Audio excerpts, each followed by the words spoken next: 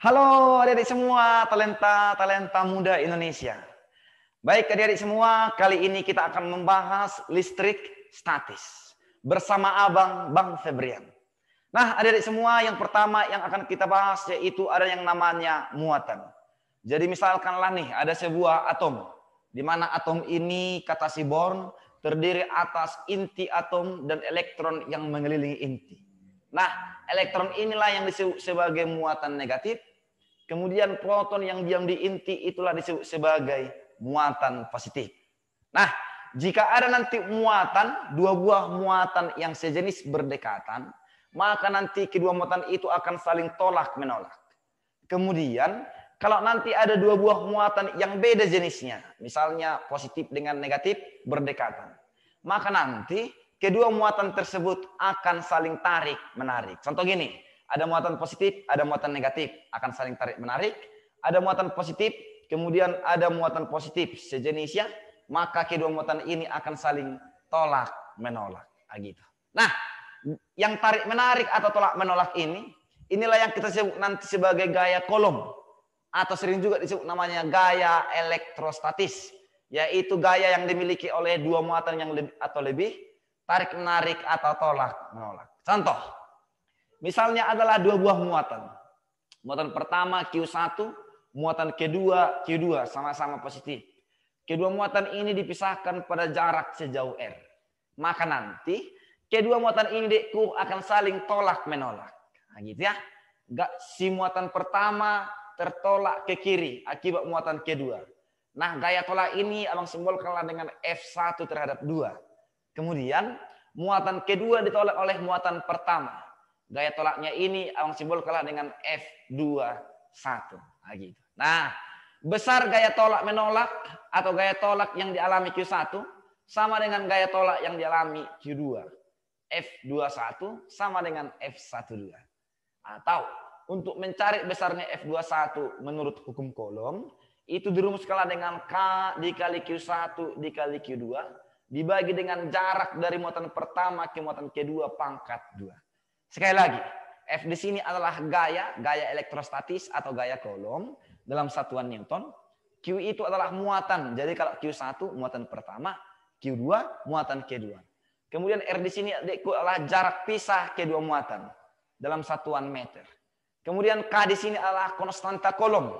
Jika kedua muatan diletakkan di udara, maksud abang, medium kedua muatan itu berada adalah udara. Maka nanti nilai konstantanya sama dengan 9 kali 10 pangkat 9 Newton meter pangkat 2 per Coulomb pangkat 2. Gitu. Nah yang penting diingat di sini dekku ya, bahwasannya antara gaya Coulomb dengan hasil kali muatan-muatannya itu adalah sebanding. F sebanding dengan Q1 kali Q2. Artinya jika hasil kali Q1 kali Q2 makin besar, maka F-nya juga akan semakin besar. Gitu. Kemudian antara F dengan R pangkat 2 itu berbanding terbalik. Artinya, jika R pangkat 2 makin besar, maka si F-nya akan semakin kecil. Nah, gitu. Nah, yang ketiga dekku ada namanya muatan pada bahan-bahan. Bahannya hanya yang tertentu aja ya. Contoh bahan-bahan yang dimaksud adalah bahan-bahan yang bisa mengalami gaya Coulomb atau gaya elektrostatis. Yang pertama ada kaca. Kalau kaca ini digosokkan dengan kain sutra, maka nanti elektron dari kaca pindah ke kain sutra. Di mana kaca ini akan bermuatan positif, kain sutra bermuatan negatif. Kemudian yang kedua, jika ada mister plastik ini kita gosokkan dengan kain wol. Nah, maka nanti mister plastik ini bermuatan negatif, kemudian kain wol bermuatan positif. Maka nanti elektron dari kain wol berpindah ke mister. Nah, gitu dia. Yang ketiga ada sisir dengan rambut. Jika sisir kita gosokkan dengan rambut, di mana sisir ini akan bermuatan negatif, rambut akan bermuatan positif. Maka nanti dekku, elektron dari rambut ini akan berpindah menuju sisir. Yang keempat ada penggaris, digosokkan dengan rambut. Sama ya, ada sisir dengan rambut. Elektron dari rambut ini tadi akan berpindah ke penggaris. Yang kelima ada balon. Balon ini, balon digosokkan dengan kain wol. Maka nanti balon itu bermuatan negatif, kain wol bermuatan positif. Maka nanti elektron dari kain wol akan berpindah ke balon. Yang keenam ada ebonit. Ebonit dengan kain wol. Jadi nanti ebonitnya bermuatan negatif, kain wolnya bermuatan positif. Maka elektron daripada kain wol akan berpindah ke ebonit. Nah, gitu.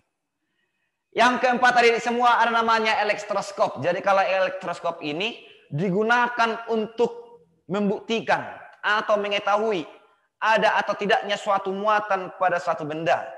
Atau bisa juga digunakan untuk mengetahui jenis muatan yang dimiliki suatu benda. Jadi kalau dia elektroskop terdiri atas dua bagian utama ya. Ada namanya bagian kepala, ada namanya daun kaki. Nah, gitu. Inilah bagian utamanya. Jadi normalnya dia kalau dalam keadaan netral, muatan di kepala ini antara positif dengan negatif sama. Di kakinya juga ada dua buah kaki di sini ya kan. Kaki kiri dengan kaki kanan mempunyai jumlah muatan positif dan negatif yang sama. Nah, itu. Lalu cara kerjanya, misalkanlah ada sebuah benda. Benda ini bermuatan negatif. Ketika kita dekatkanlah muatan ini, mendekati kepala elektroskop, maka nanti muatan negatif yang ada di kepala daripada elektroskop ini akan ditolak oleh benda yang bermuatan negatif. Sehingga nanti muatan negatif akan turun ke kakinya. Nah, gitu. Ketika muatan negatif turun ke kakinya, maka di kaki ini masing-masing akan kelebihan muatan negatif. Sehingga nanti kaki kiri dan kaki kanan muatan negatifnya akan saling tolak, menolak. Maka nanti daun kakinya akan melebar. Nah, gitu cara kerjanya. Kemudian yang keempat deku ada namanya medan listrik. Medan artinya adalah daerah, area. Jadi kalau dikatakan nanti medan listrik ini maksudnya adalah daerah atau area yang masih dipengaruhi oleh gaya listrik. Misalkan deku ada sebuah muatan, katakanlah muatan positif. Kita sebutlah selanjutnya muatan positif ini adalah muatan sumber. Abang simbolkan dengan Q yang besar. Lalu di sekitar daripada muatan ini timbul medan listrik atau daerah yang dipengaruhi oleh muatan CQ. Nah, katakan inilah daerahnya. Lalu di dalam daerah ini abang letakkan sebuah muatan Q kecil. Abang sebutlah namanya muatan uji. Yang masih berada dalam pengaruh medan listrik. Katakanlah jarak dari titik ini atau muatan uji terhadap muatan Q ini adalah sebesar R. Maka nanti besar medan listrik di titik ini itu dirumuskanlah dengan K dikali Q dibagi R pangkat 2. Dengan Q di sini adalah muatan sumber. Nah, gitu ya. Atau boleh kita turunkan dari gaya kolom itu sama dengan F per Q. Nah, gitu dia.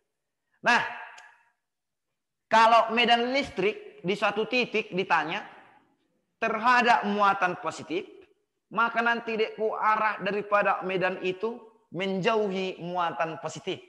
Sebaliknya, kalau titik uji, muatan uji didekatkan terhadap muatan negatif, maka nanti arah daripada medan listrik akan mendekati muatan sumber. Nah, gitu dia.